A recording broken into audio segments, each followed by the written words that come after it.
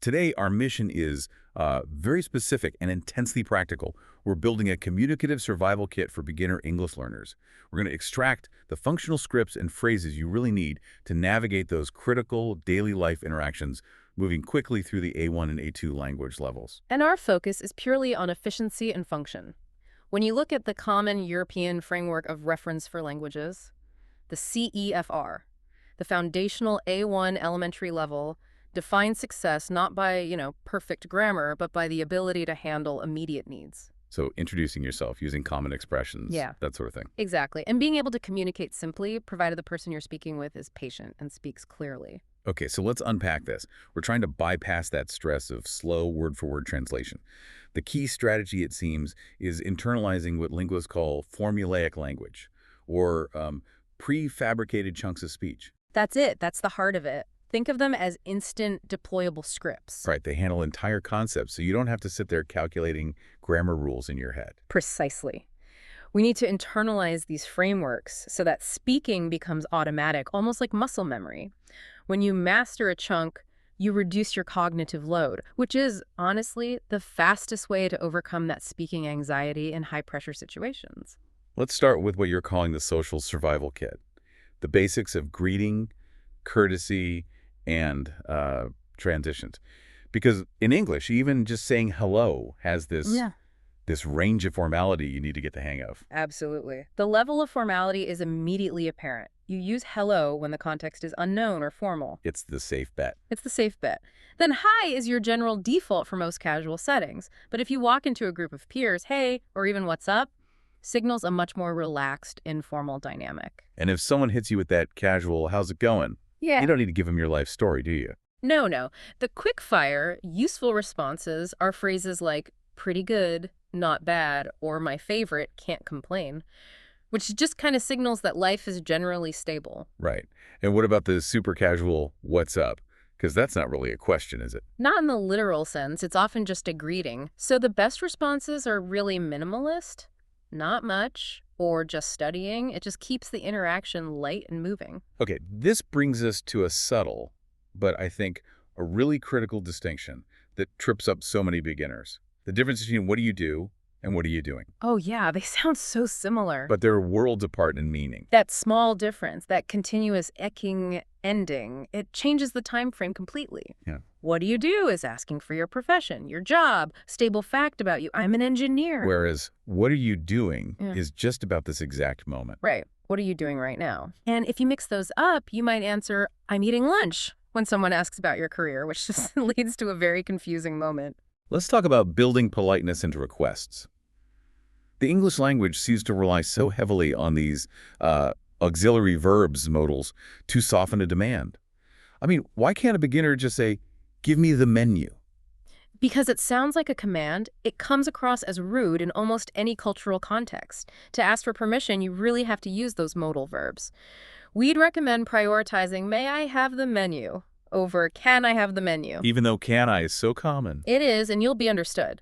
But can technically implies ability like, am I physically capable of taking it? May is the correct, more formal way to ask for permission. And what if I'm asking someone else to do something for me, like close a window? Then you step into the conditional. You move from the direct close the window to using the past tense modal form. So could you please close the window, or would you mind closing the window? That conditional tense creates a bit of linguistic distance, doesn't it? It does. It makes the request sound less demanding and just.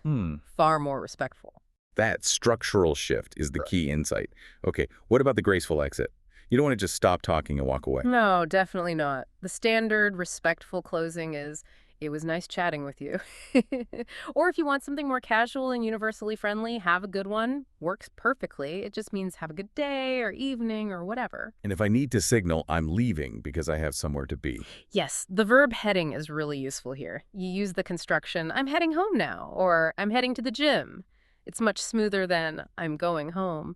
Heading implies movement toward a known destination. It makes the exit feel very clear and natural. Just before we move on, what about standard responses to thank you, beyond just you're welcome? Variety is key. You're welcome is fine, but native speakers often use minimizing phrases that make the service seem effortless. Things like, No problem. No worries. Or my pleasure. My pleasure, exactly. It reassures the person that it was no big deal.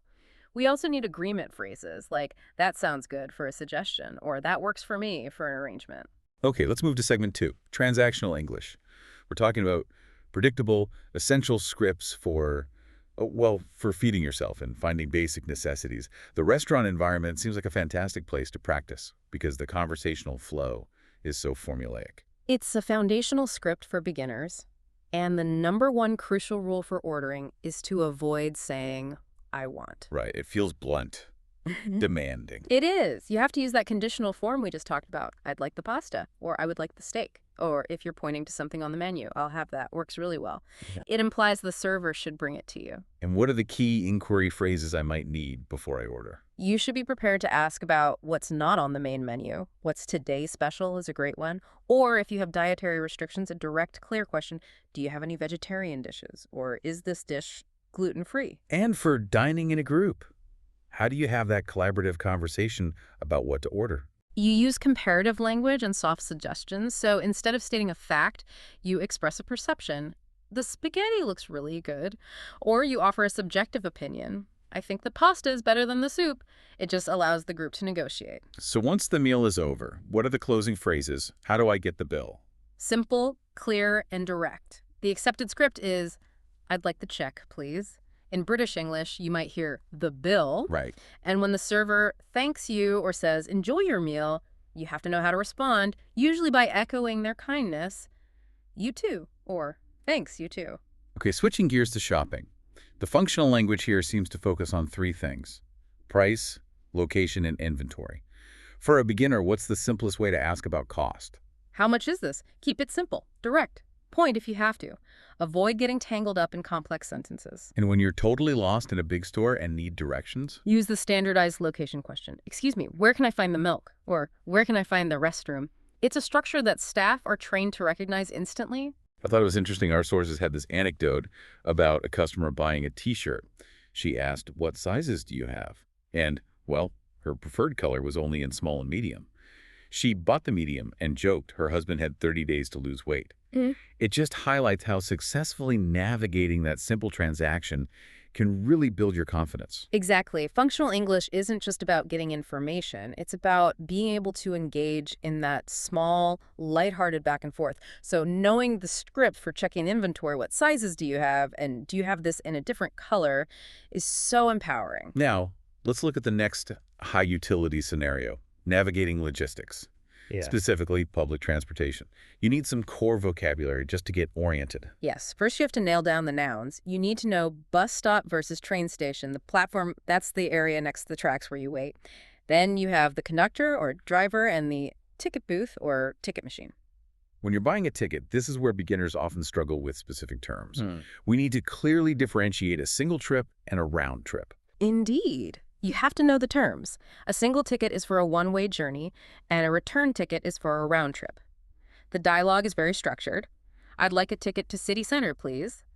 And the agent will usually ask, single or return. And what are the critical questions once I know my destination, but I need the logistical details? Cost, timing, and location. How much is a single ticket to the airport? What time is the next train? And maybe most importantly, which platform does it leave from? You definitely need that last one. Oh, yes. And always confirm payment. Is a credit card okay? So once you're on board, politeness and awareness are key. How do I ask about a seat? You use that formal modal again. Excuse me, is this seat taken? Or may I sit here? And if you're worried about missing your stop, you can use a polite request like, could you please let me know when we reach Central Station? It's like a safety net. And for passive listening, what are the key words we should be listening for during announcements? They're often so fast and muffled. Listen for the key structural bits. The next stop is, that tells you where you're going. This train is delayed, which is crucial bad news. And for safety, especially in places like the London Underground, the phrase, mind the gap, is a standard safety cue.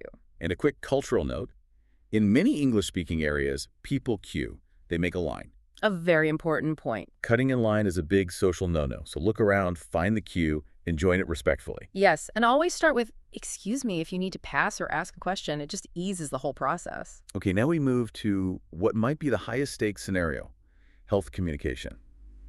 When you feel unwell, your anxiety is already high. And trying to communicate complex symptoms under stress is incredibly difficult. We need really robust scripts here. We start with the administrative part, making the appointment. Your initial request should be clear and direct. I need to make an appointment to see the doctor. The assistant will then act as a sort of triage agent, and they'll follow up with specific questions. And what are those typical triage questions? They need to figure out the urgency. They'll ask what seems to be the problem, or what's the reason for your visit, and critically, do you need urgent care today? You have to know how to reply with simple answers like, it's not urgent, but I need to see someone this week. And then comes negotiating the schedule. If a time doesn't work for you, what's the polite way to ask for other options? You need a phrase that proposes an alternative without just refusing. Something like, I'm afraid I'm working at 10. Is there anything available after 3? The receptionist will often confirm with a phrase like, okay, I'll pencil you in for next Wednesday at 4 p.m. I also read that it's common to specify the kind of doctor you want to see. Yes, absolutely. You might ask, could I please see Dr. Jones? If you've seen them before. Or you can state a preference. Is it possible to see a female doctor? It shows control over the situation. So now you're with the doctor. You need the language to describe what's wrong. There are two critical patterns here, right? Based on possession versus feeling. Correct. For physical symptoms, you use the possession structure. I have a headache, I have a sore throat, I have a rash on my arm, or I have a slight fever. But for internal sensations, you use the feeling structure. I feel dizzy, I feel nauseous, or I feel extremely tired. And you must be ready to say how long it's been going on. The doctor will always ask, when did it start? Or how long have you had it? You need to be able to use simple time markers. It started 3 days ago. Or the more advanced, I've had it since Monday morning. The final step is understanding the treatment. Dosage instructions are usually very precise. They are, and they often follow a standard formula. You need to listen carefully for action, quantity, item, frequency, duration. So, take 1 pill 3 times a day for 7 days. If you don't understand, you must ask for clarification immediately. Could you please repeat the frequency? We've covered the functional scripts, but now we have to talk about the biggest silent barrier: foreign language anxiety, or FLA. This fear of making mistakes often stops learners from ever even trying the scripts we just discussed. It's a massive impediment. The sources confirm it. It creates this psychological trap where the fear stops you from practicing, which leads to slow progress, which just reinforces the fear. We need some psychological tools to break that cycle. One of the most important ones is cognitive reframing. Basically, changing how we view mistakes. Exactly. Learners have to actively decide to view every mistake not as a failure, but as an opportunity for growth. It's a necessary piece of feedback that helps you refine the script. It takes the emotional sting out of the error. And to combat that freezing moment, when the perfectionist part of your brain just locks up, we need a mechanical trick: the 3-second rule. I love this one. The 3-second rule encourages you to just override that impulse to translate and calculate. The commitment is simple.